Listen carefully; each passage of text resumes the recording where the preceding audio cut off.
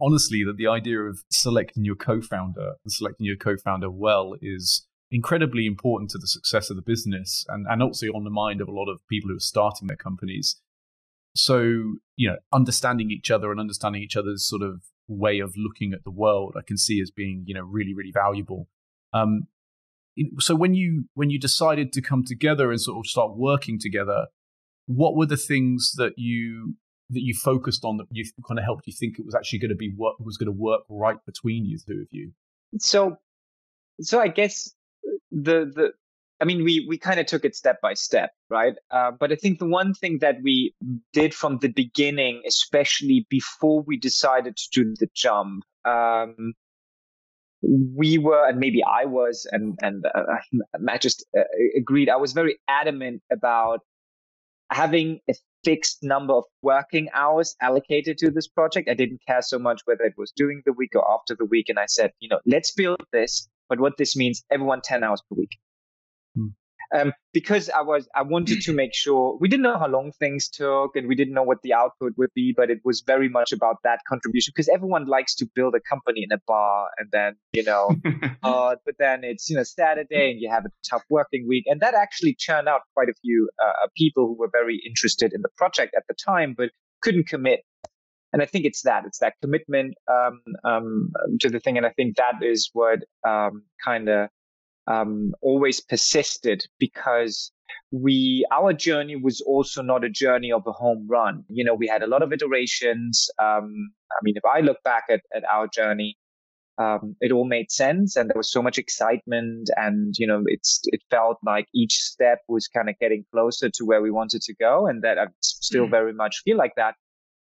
But kind of looking from the outside in, revenue didn't come as quickly as we thought. Business model didn't come as quickly as we thought. And understanding didn't come as quickly as we thought. So some people was like, why didn't you give up? And, I think it's that both of us were in the same part of our life, our 30s. We had the freedom to do it, but also the aspiration to do it. And, we just kind of kept at it whilst I would say probably others would have given up and have. I think it's fair to say we also found quite quickly that we knew we would have complementary skill sets. I've always had a tech background and running teams background. Nick's always had a very business focused and insurance background. So we knew that our skill sets were complementary. But we also found quite quickly that actually we worked together both on the skill sets we assumed would be complementary, but also the others go. So I gave quite a lot of influence on what we should build as a business and how that should work. And Nick gave a lot of influence on how we should build the products and how that should work. So we actually we found that it actually worked extremely well. And probably I would say, if anything, I would actually say better than we expected. Yep. So what was the thing that surprised you the most about working together? What surprised you the most that was the most difficult part of working together? I would say the thing that surprised me the most, how not difficult it was and still is. I mean, and Matt can attest. I'm an antagonistic person. I like to I don't like things sweltering. I like to take things heads on. It's not that I can't help it. It's just I just go into a circular thought process, and I just need to fix stuff. And I felt I don't know that we ever in this journey ever had we disagreed wholeheartedly about stuff, but no fallout. And this, mind you, with the business not really working for 3 years.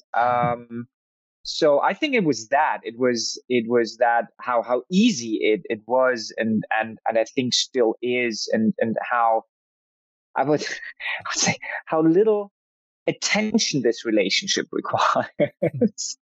Yeah, I think both of us have a kind of quality in common, which is that even if we do have quite heated arguments about how something should have been done or something should be done, I wouldn't say argument, heated discussions, we should call them, about how something should be done. Both of us are willing to then take it away and then think about it. And then actually, if we realize we're wrong, absolutely do 180 degrees on this and not kind of stick by what we think is to prove there's no kind of, that neither of us have a pride in making a decision that we thought originally. I mean, other than the "I told you so" comment, we do both enjoy. Yeah.